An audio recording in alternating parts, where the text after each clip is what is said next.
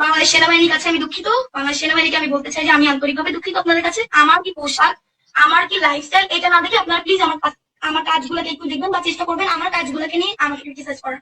কারণ কি, যে মানুষগুলো কমেন্ট করছে 16 তারিখে, যখন দেশে এরকম যুদ্ধ, যখন একটা মানুষের সামনে এসে কথা বলতে পারে না, যখন পুলিশের গুলির মুখে আমি একটা কথা বলতেছিলাম, এবং তখন আমাকে সবাই কুইন কুইন বলছিল, এখন তারাই আমাকে ফ্ল্যাট শেমিং করছে।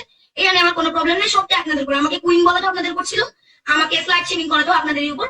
এটা যদি আপনাদের মনে হয় যে আপনাদের অ্যাঙ্গার, আপনাদের আপনাদের আমার উপরে ক্ষোভ মিটতেছে, আপনারা এটা করেন।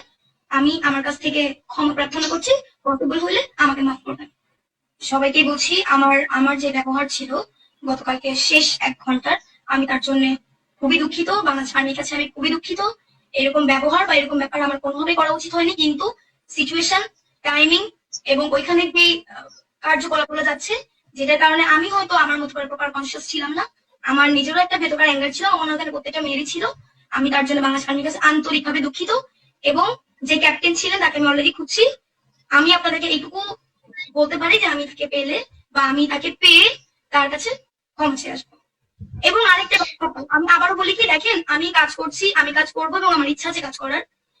আমার কি পোশাক, আমার মনে হয় আপনারা যদি আমাকে দেখেন, আমার কি পোশাক, আমার কি লাইফস্টাইল, এটা না দেখে আপনারা প্লিজ আমার কাজগুলোকে একটু দেখবেন বা চেষ্টা করবেন আমার কাজগুলোকে নিয়ে আমাকে ক্রিটিসাইজ করার। কারণ এটা হলেই আমার জন্য ভালো। আপনারা সবাই মিলে যখন আমার কাজকে নিয়ে আলোচনা করবেন, সমালোচনা করবেন, ওখান থেকে মানে আমার পাওয়ার অনেক ব্যাপার আছে, আমার শেখার অনেক ব্যাপার আছে। আমি সবার কাছে এটা রিকোয়েস্ট করবো, প্লিজ, শুধু আমি বলে না, এখানে যে কোনো মেয়েকে নিয়ে কিছু একটা হলে তাকে নিয়ে স্ল্যাট শেমিং করতে হবে, প্লিজ দয়া করে এইটাকে একটু বন্ধ করেন। কারণ এটা এই মানুষের ভেতর দিয়ে কি যায় আমরা জানি, এবং রেপের মতো একটা ব্যাপার নেই। যখন এরকম ব্যাপার হচ্ছিল আমার সঙ্গে, বা এখানে দোষ আমারও, কারণ আমি বাংলাদেশ আর্মির সঙ্গে খুব খুব একটা শালীন ডিল করিনি। আমি তার জন্য সবার কাছে দুঃখিত। পসিবল হলে আমাকে সবাই মাফ করবেন। বাংলাদেশ সেনাবাহিনীর কাছে আমি দুঃখিত। বাংলাদেশ সেনাবাহিনীকে আমি বলতে চাই যে আমি আন্তরিকভাবে দুঃখিত আপনাদের কাছে। কালকে আসলে সময়, সিচুয়েশন হয়তো বা আপনাদের কথা না আমি ক্লিয়ার বুঝতে পারছি না, আমাদের ব্যাপারটা আপনাদেরকে বুঝতে পারছিলাম, যার জন্য এরকম একটা ব্যাপার হয়ে গেছে।